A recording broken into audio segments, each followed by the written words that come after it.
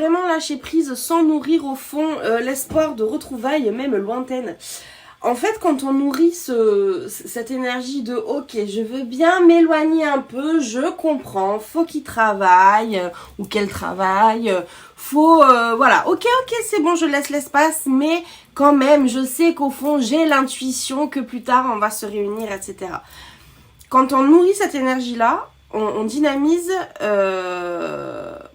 un concept, on va dire, qui est d'être le sachant. C'est-à-dire, moi, en tant que chaser en général, hein, c'est une question de chaser, en tant que chaser, je sais mieux ce qui est bon pour l'autre.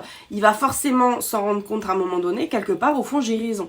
Et donc, du coup, quand t'es dans cet état d'esprit-là, c'est toi qui fais tout le match, en fait. Tu vois, tu fais l'attaque, la défense, tu vois, l'équipe adverse, tu fais tout, tu vois. Donc ça, c'est pas du tout aligné. Parce que il y a un truc qui est fondamental, c'est que la réunion, ça sera jamais une décision unilatérale. Ça sera toujours une décision complètement collégiale, 50-50, de deux personnes qui ont envie de faire ça, qui ont envie d'utiliser leur propre libre arbitre et qui, comment dire, dans leur vie tout à fait personnelle et individuelle, sont arrivées à la conclusion que pour elles-mêmes, le mieux est effectivement de rentrer en réunion avec leur autre, tu vois. Donc tu peux pas quelque part voler sa part de libre arbitre, sa part de progression, arriver de façon tout à fait sereine à son rythme à une conclusion qui peut être celle-là. En fait, quand on se poste vraiment dans cette position de sachant, on respecte rien de tout ça. Mais on respecte rien du tout. Donc, derrière, c'est un relent encore de dépendance affective dans le sens je ne peux pas m'envisager sans l'autre, ce que j'entends tout à fait, mais c'est aussi une part de contrôle, c'est-à-dire de toute façon il ne fait que de la merde, il faut que je sache pour lui, c'est ça qu'on va faire, j'ai décidé. Donc pour vraiment lâcher prise, l'idée c'est pas de faire la paix avec le fait qu'il y aura pas de réunion, c'est faire la paix avec quelle est ta place, quel est ton rôle en fait. Et à quel moment de ta réflexion, de tes ressentis, tu outrepasses ton rôle. Parce que quand on a un runner qui est en pleine amnésie, genre un bandeau comme ça sur les yeux, il voit que dalle, ok. Et qu'en face t'as quelqu'un qui dit mais si tu vas m'aimer, il y en a un pour lequel c'est pas du tout une réalité, c'est pas du tout la conclusion qu'il choisit pour lui-même, c'est même à l'opposé de ce qu'il ressent. Donc niveau respect, zéro. Ça veut pas dire que t'as tort, ça veut dire que tu devrais même pas te poser la question. C'est-à-dire que ma place, c'est pas d'estimer ce qu'il ressent pour moi. Ma place, c'est de prendre en charge ce que je ressens pour lui, me rendre compte de ce que je peux implanter ou de ce que je ne peux pas implanter. Si en face, t'as un runner qui est complètement dans l'amnésie, tu ne peux rien faire. Tu peux rien faire. Si t'as un runner qui doucement lève ses petites lunettes de soleil bien sombres comme ça et qui entrevoit des choses, mais par exemple qui va rester dans l'énergétique, qui va jamais traduire ça dans la 3D, dans la réalité, ta réponse, elle peut pas non plus être dans la 3D, c'est-à-dire « Ah, je t'ai vu dans l'énergétique, ok, c'est bon, j'arrive, tu m'as appelé. » Non, si il t'appelle dans la 5D, ta place, c'est quelque part, entre guillemets, de répondre dans la 5D si tu as envie de répondre. Parce que tu peux très bien ne pas avoir envie de répondre. Mais si tu as envie de répondre, il faut que ça soit à la bonne mesure, à la bonne place. Ça n'est pas ton job de speeder le process, de lui donner le petit coup de pouce. Ton autre, c'est quelqu'un qui est, qui est adulte, qui est très grand, qui a une capacité d'évolution assez incroyable, la même que la tienne, aussi proportionnelle que la tienne, et qui est capable de faire des choses, qui est capable d'appeler, qui est capable aussi de s'accorder un temps de réflexion, tu vois. Donc quand on a vraiment lâché prise, on se pose pas la question de « Ah tiens, je vois mon autre, qu'est-ce qu'il faut que je fasse ?» Tu vas plutôt être en mode « Ah, je vois que mon autre fait des trucs, etc. Ouais, mais en fait, il m'a pas appelé. » Ou dans la 5D, oui, je vois que ça travaille, etc. Mais on m'a pas demandé de faire quelque chose de particulier. Donc, c'est pas parce que ça existe, c'est pas parce que c'est quelque chose qui peut être très, très concret dans ta vie aujourd'hui qu'il faut que ça appelle une réaction. Tu vois? Parce que je vais te dire un truc, les énergies runner, en général, elles sont très... ils aiment bien négocier un petit peu, tu vois, ils aiment bien titiller, genre oui, mais si... Il y a une phrase de runner typique, c'est... Non, mais ça là, ça y est, c'est bon. Je sais que j'ai ghosté plein de fois, mais là, si je reçois un texto, c'est sûr, je réponds. Je fais, jamais de ta vie, tu vas répondre. Je le sais. Donc, ça sert à rien de l'envoyer ce texto, tu vois. Donc, il y a souvent cette énergie de, non, mais je pique un peu. Comme ça va suffire pour que mon autre traduise ça dans le concret, dans la 3D, et là, je saisirai la balle au bon. Sauf qu'en vrai, ils saisissent jamais la balle au bon, parce qu'en fait, chiffre molle dans ces cas-là, tu vois. Donc ça ne sert à rien, et ça sera toujours un échec que de faire ça. Toujours. De ma vie, j'ai jamais vu un runner saisir la balle au bon. Soit c'est lui qui l'envoie, et là c'est trop beau, soit ça se passe pas. Voilà, c'est ça le truc. Donc ça sert à rien d'essayer de prendre cette place-là, ça n'est pas la tienne, ça n'est fondamentalement pas la tienne, même si ton runner te le demande. Voilà. Les runners sont des grandes personnes qui, s'il est question de prendre ses couilles, peuvent le faire. Tu vois, genre ils le feront au moment opportun pour eux. Mais ça, tu t'as pas à te poser la question.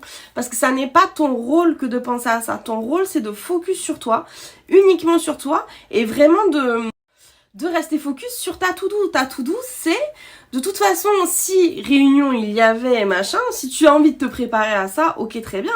Ta dépendance affective, il faut qu'elle t'aide. Ton contrôle, il faut qu'il t'aide. Tous tes traumas, faut que ça soit résolu, ou en tout cas la majeure partie. En tout cas, faut qu'il y ait, comment dire, que tes énergies, elles arrêtent de faire le yo-yo comme ça en permanence. Faut que tu trouves un calme olympien, que quasiment rien ne peut venir déranger, ou à peine gratouiller, mais franchement, on rigole, ça va pas niquer ta journée, tu vois.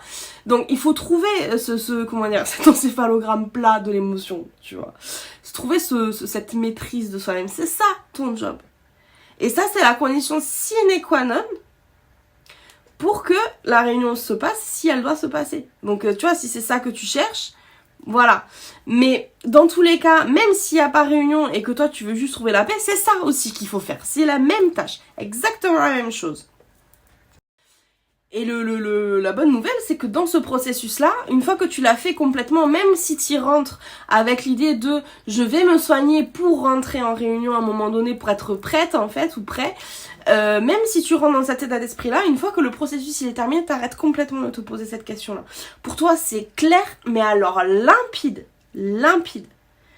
que tu n'as pas à réfléchir si ton autre va ou pas faire usage de ses couilles, de son libre arbitre, de où est-ce qu'il en est, de son processus, etc. Si t'étais appelé en fait à agir sur ton lien, ça serait limpide. Donc si on t'appelle pas, c'est pas ton problème. Aussi simple que ça. Pas d'appel, pas de problème. C'est ça, comme ça qu'on lâche vraiment prise. C'est on m'a pas appelé. Donc si on m'appelle pas, c'est pas ma responsabilité. Moi j'ai fait ma part du travail, je suis en phase avec moi-même. Quand je me regarde dans le miroir, je suis alignée avec la personne que je vois en face de moi, je suis cool, c'est ça mon job, ça n'est rien d'autre que ça. Et si tu devais faire la paix ou lâcher prise par rapport à quelque chose, c'est pas par rapport aux retrouvailles, c'est par rapport au fait que tu peux pas anticiper tous les détails de la vie. Parce que quand on nourrit au fond de soi l'espoir des retrouvailles, ce qu'on essaie aussi, c'est de faire un rétro-planning. C'est-à-dire, moi dans ma vie, je stresse beaucoup. Du coup, j'aime bien savoir ce qui va se passer à l'avance. Comme ça, je suis prête. Comme ça, je sais où je vais, tu vois. Faut accepter que tu ne vas pas savoir où est-ce que tu vas. La vie va t'apporter plein de surprises. Mais si tu décides 4 ans à l'avance exactement ce que tu vas faire chacune de tes journées des 4 prochaines années, il n'y a aucune surprise qui vient à toi. C'est-à-dire que toutes tes manifestations que tu as fait, oui, j'aimerais le grand amour, j'aimerais enfin être en paix, j'aimerais enfin nanani nani nanana, dans ton rétro-planning, tu as déjà choisi ce qui allait se passer. Oui, alors, je veux le grand amour, mais du coup, c'est mon autre. Il n'y a que ça. Je veux être en paix, ok, mais pour être en paix, c'est la réunion, c'est rien d'autre, tu vois. Ok, je veux me sentir super bien avec moi-même, dans mon body, etc. Mais ça, c'est parce que on aura une super sexualité avec mon autre. Ça veut dire qu'à chaque question, tu as déjà choisi la réponse et tu laisses à la vie, et j'ai envie de te dire à ton autre, zéro marge de manœuvre pour t'apporter des surprises, et dans le cas précis de ton autre, pour s'exprimer par lui-même, c'est-à-dire rayonner qui il est exactement. Et qui il est, même si tu le connais par cœur, ça sera toujours légèrement décalé par rapport à ce que toi tu connais de lui. Parce qu'en fait, tu as une expérience de qui il est, qui est assez exhaustive, mais qui n'est pas complètement exhaustive, parce qu'en fait, au moment où le runner il rentre en réunion, il a continué de progresser, il a continué d'évoluer avec lui-même. Il y a des choses que tu ne connais pas, il y a des choses que tu lui soupçonnes pas, parce on est tous terriens, on a tous une part d'ego, de mental qui empêche parfois les choses de se décanter exactement comme elle est. On n'est pas Dieu, on n'a pas cette vision absolument omnisciente des choses. Ton runner, il va te surprendre en fin de parcours, et ça, faut accepter cette part de surprise. Il y a une idée que j'aime bien, c'est de dire que la réunion, c'est tomber amoureux une deuxième fois. C'est pas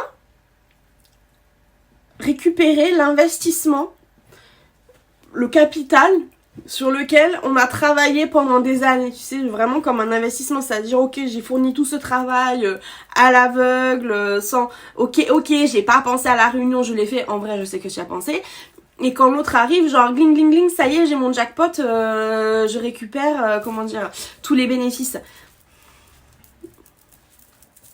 Non, pas du tout.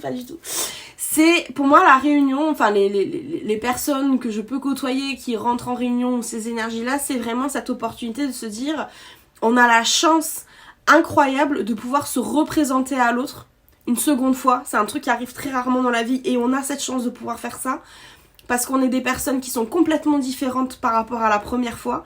C'est super. Mais cet amour, c'est comme un coup de foudre et où X années après, maintenant qu'enfin ça y est on est aligné avec soi-même et qu'on a notre soi non traumatique qui remonte vachement plus facilement à la surface, on peut enfin se dire bonjour. C'est comme si pendant tout ce temps on n'avait pas pu se dire bonjour, ou en tout cas on ne pouvait pas parler librement, correctement, on voyait pas les choses comme elles étaient vraiment. Là c'est ce côté de ok, en fait il y a 5 ans, il y a 10 ans, il y a 15 ans j'ai eu un coup de foudre et maintenant j'ai envie d'en parler, j'ai envie de rencontrer qui tu es aujourd'hui. J'ai pas envie qu'on ait la conversation de qui tu étais il y a 10 ans, qu'est-ce qui s'est passé, nanani, tenir les comptes, toi t'as fait ci, moi j'ai fait ça, nanani, non. Non, c'est se dire à un moment donné, en fait, c'est quoi, on a tellement changé. Il n'est pas question de refaire le match. Il est question de se donner cette chance de tomber amoureux une deuxième fois. Mais genre, partons de la base, tombons d'abord amoureux, tu vois. Et c'est ça, et ça c'est passionnant. Sauf que pour que cette chance en fait hyper romantique puisse avoir lieu, il faut accepter pour tomber amoureux une deuxième fois, être tombé de l'amour. Et que cet amour, à un moment donné, ok, c'est plus la question en fait. Ça a été quelque chose, oui, il y a eu ce coup de foudre il y a 10-15 ans, oui d'accord, après on a complètement changé. La personne de qui tu as eu ce premier coup de foudre, en fait, quelque part, elle a disparu, elle n'existe plus. Oui, l'âme existe quelque part, oui, cette personne physiquement existe quelque part, mais elle a tellement changé que aujourd'hui, la lecture que tu as de cette personne, il faut qu'elle change aussi. Et les ressentis que tu avais et qui répondaient, qui réagissaient à cette personne que tu as connue, aujourd'hui ne sont plus pertinents. C'est pour ça que ça ne sert à rien de se poser la question et qu'il vaut mieux quelque part se planquer, on va dire ça comme ça, derrière cette chance qu'on peut s'offrir, qui est de se dire, mon autre, je ne sais plus qui il est, ou qui elle est, je sais plus. Parce que il y a eu les silences, il y a eu la distance, il y a eu tous ces gadins au milieu, tout ce bordel au milieu, je ne sais plus qui elle est, ou qui il est, je sais plus. Donc, s'il faut que ça se passe, il faut qu'il se représente à moi. Et tu auras toujours le coup de foudre un peu planqué derrière dans le crâne, là, comme ça, tu vois. Faut pas s'inquiéter. Mais cette personne, je ne la connais pas. Donc si je ne la connais pas tout de suite là maintenant, je ne l'ai pas encore re-rencontrée, du coup j'ai pas à être amoureux de quelqu'un que je connais pas, c'est pas très aligné, tu vois. Donc c'est vraiment cette idée de lâcher prise de c'est quoi ma place. Ma place, ça n'est pas d'aimer quelqu'un qui est devenu un inconnu. Sinon c'est un peu chelou. On peut finir chez les flics pour ça, tu vois.